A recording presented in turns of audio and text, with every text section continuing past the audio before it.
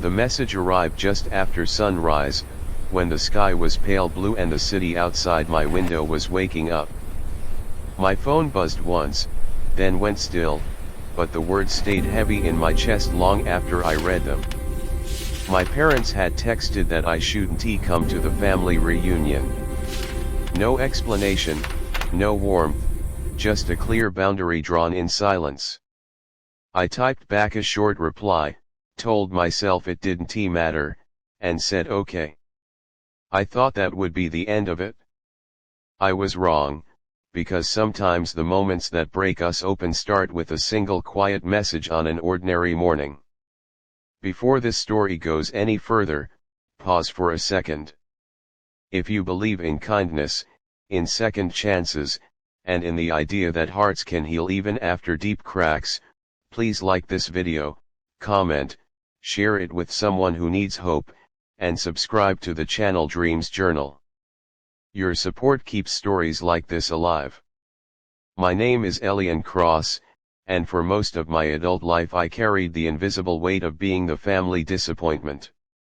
I was the one who left our small town of Juniper Falls to chase uncertain dreams, the one who chose art over stability, who rented tiny apartments with sunlit windows instead of buying a house with a fence.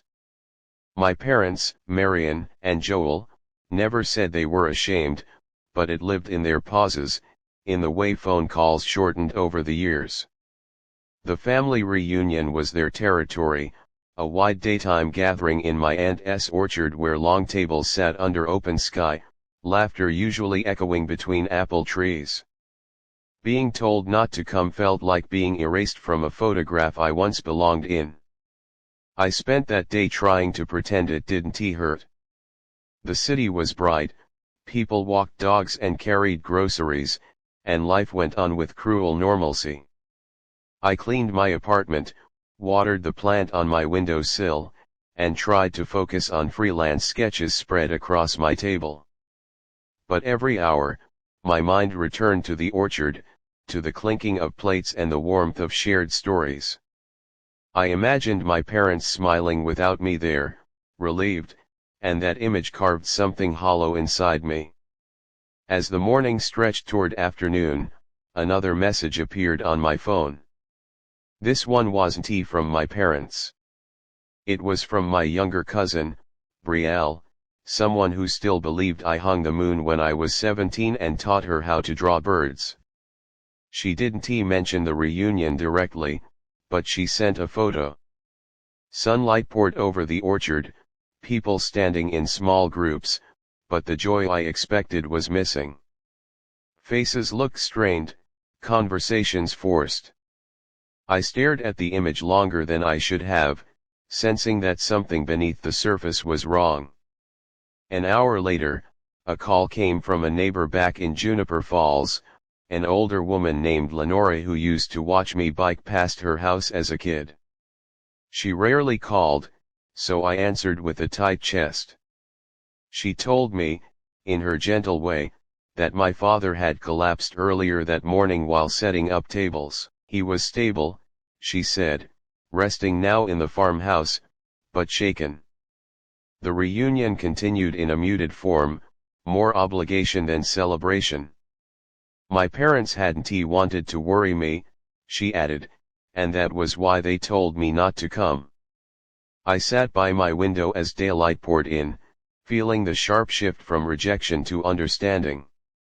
The message wasn't about pushing me away. It was about protection, about pride, about not wanting their fragile moment to become my burden. All those years of distance suddenly felt misinterpreted, like reading a letter with missing pages. Without overthinking, I packed a small bag. I didn't ask permission this time. I just went. The drive back to Juniper Falls was bathed in afternoon sun, the road familiar and strange all at once. Fields rolled by, green and gold, and memories rose with them. When I arrived at the orchard, the reunion was winding down. Chairs were empty, plates stacked.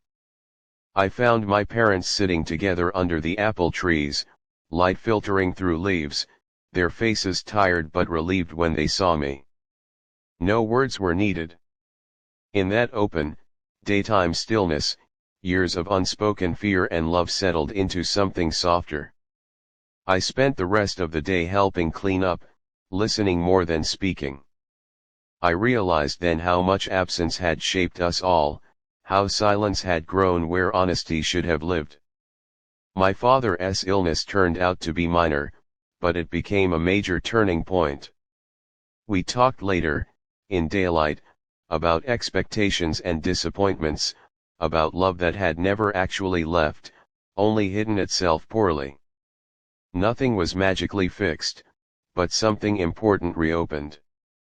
Just before this story ends, I have a small request. Please comment below with one word that describes how this story made you feel. Your words matter more than you know. As the sun lowered and shadows stretched long across the orchard, I understood something that had taken me years to learn. Sometimes being told not to come isn't rejection, but fear wearing the wrong face. Sometimes okay isn't the end of the story, but the quiet beginning of a braver chapter. If this story touched your heart, if it reminded you of someone you miss or a bridge you hope to rebuild, please engage with this video. Like it, share it, and let others feel less alone. And remember, even in the brightest daylight, healing can begin where you least expect it.